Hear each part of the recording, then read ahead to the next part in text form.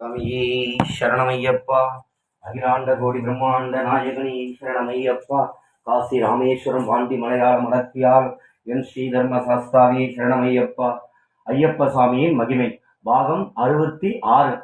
பார்த்தீங்கன்னா ஐயப்ப சாமி தன்னுடைய பேத்தி மலைக்கு கிளம்பும் போதும் மலைய ஆசீர்வாதம் பெய்கிறார். பாருங்க, ஆசீர்வாதம் பெஞ்சது இல்லாம தன்னுடைய தாயோட ஞாபகத்தை மறக்க வச்சு அவருடைய உண்மையான தாயின் சன்னதிக்கு வரவழைக்கிறார் பகவான் ஐயப்பன். வரவழைச்சதும் இல்லாம ஐயப்பன் சும்மா இல்லைங்க, போற வழியில பகவான் ஐயப்பன் இந்த கோயம்புத்தூர்லேருந்து போகிற வழியில் கொஞ்ச நாள் வரைக்கும் பாப்பா நல்லா இருந்தான். அதுக்கப்புறம் ஃபுல்லாக வாமிட் எடுக்க ஆரம்பிச்சிட்டான். வாமிட் எடுக்க ஆரம்பிச்சுட்டு ஒரு இடத்துல இல்லை, போகிற இடத்துல ஒரு 4-5 இடத்துல 6 இடத்துல வாமிட் எடுக்க ஆரம்பிச்சிட்டான். என்னடா ஐயப்பா இந்த மாதிரி சோதிக்கிறேடா, வாமிட் எடுத்துனது குழந்தை நிலகுல போயிடுச்சே பகவானே ஐயப்பான்ற. ஏன்னா சோதிக்கிறான், சும்மா இல்லை, அவன் சாதாரண கடவுள் இல்லை ஐயப்பன், சோதிக்கிறான். இவன் இதையும் தாண்டி நம்ம சன்னதிக்கு இட்டுன்னு வரானே என்ன சோதிக்கிறார் அவர்.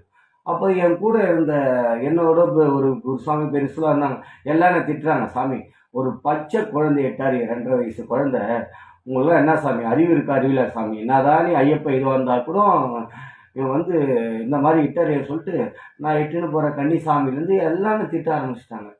சரி, நான் அதை பெருசாக எடுத்துக்கல, போயிட்டேன். அதுக்கப்புறம்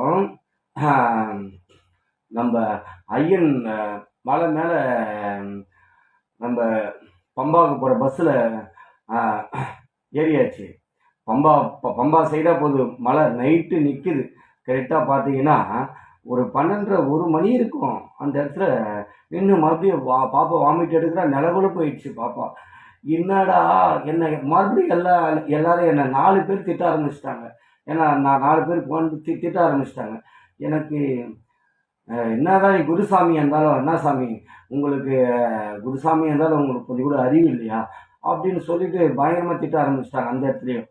அப்போ அந்த இடத்துல கண்ணீர் மல்க சொல்கிற ஐயப்பன்கிட்ட, ஐயப்பா இது நீ கொடுத்த செல்வம், இது நீ கொடுத்த செல்வம் அந்த குழந்தை, அதனால அது மேலே வர்றதும் கீழே போகிறதும் உன் கையில் இருக்கு.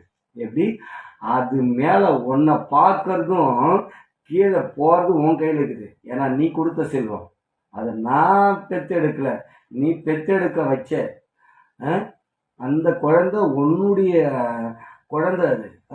அது உன்னை பார்க்க உன்னை நம்பி மட்டும்தான் நான் வந்திருக்கேன். இங்கே இருக்கிற 4 சாமிக்கும் உன்னை பற்றி அவ்வளோ தெரியாது.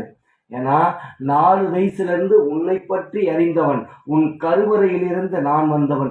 நீ யார் என்று எனக்கு தெரியும், மற்றவர்களுக்கு தெரியாது. உன்னை நான் பார்த்து நான் வளர்ந்தேன். ஏன்னா அன்னையாக இருந்து என்னை பார்த்து நீ வளைச்ச. ஆனால் இவங்க எல்லாருக்குமே தெரியாது. ஆனால் இனிமே குழந்தை வாமிட் எடுக்கக்கூடாது. இனிமே குழந்தை சன்னதிக்கு சந்தோஷமாக போயிட்டு எப்படி வீட்டிலேருந்து கிளம்பி வந்துச்சோ அதே மாதிரி குழந்தை வீட்டுக்கு வரணும் ஐயப்பான்னு சொல்லி எல்லாமே காரில் தான் போனோம். காரில் ஏறி உக்காஞ்சேன். என்ன ஒரு அதிசயத்தை நடத்துகிறான் பாருங்க பகவான் ஐயப்பன். இது நீங்கள் யார் நம்புறீங்களோ இல்லையோ தெரியும், உண்மையான ஐயப்ப பக்தர்கள் நம்புவாங்க. காருப்பா ஏறி உக்காடுறாங்க, தன்னுடைய ராஜா பாதுகாப்பு அனுப்புகிறாங்க. என் கருப்பை ஏறி காரில் உட்காடுறாங்க. 4 பேராக போனது 5 பேராக உள்ளே உட்காடுறாங்க. என் ஐயப்பை நான் உணர்த்துறாங்க. மனத்தில் கண் கலங்கி நின்று அந்த இடத்துல கண் கலங்கி நின்று குழந்தையோட உட்காந்துது. என் கருப்பு அந்த குழந்தைய சந்தோஷமாக பார்க்குறான், சந்தோஷமாக விளையாட வைக்கிறாங்க. கருப்பை சொல்கிறானுங்க, கருப்பண்ண சுவாமியே சரணமையப்பா, என்னை உணர வைத்த தெய்வம் கருப்பன். கருப்ப சுவாமிங்க சாதாரண கடவுள் இல்லைங்க, ஐயப்ப அனுப்பி வைக்கிறான். என் பக்தனை என் பிள்ளைங்களை நீ பத்திரமா மேலேக்கிட்டு என்னை பார்க்க வைக்கிறதுக்கு பத்திரமா இட்டுன்னு வரணும் ஐயப்பன் சொல்றாரு, பாதுகாவலன் செய்கிறார். கருப்பா சாதாரண கடவுள் இல்லைங்க, என் ஐயப்ப உணர வச்சான். மிச்ச அதிசயத்தை நாளைக்கு சொல்றேன். பாகம் 67 சொல்றேன். ஓம் ஸ்ரீ பூதநாத சதானந்தா சர்வபூத தயாபரா ரக்ஷ ரக்ஷ மகாபாவோ மகா சாஸ்திரி தும்யம் நமோ நமக. சுவாமியே சரணமையப்பா. அகிலாண்ட கோடி பிரம்மாண்ட நாயகனே சரணமையப்பா. குருவே துணை என் ஐயப்பனே துணை. சுவாமியே சரணமையப்பா, சுவாமியே சரணமையப்பா, சுவாமியே சரணமையப்பா.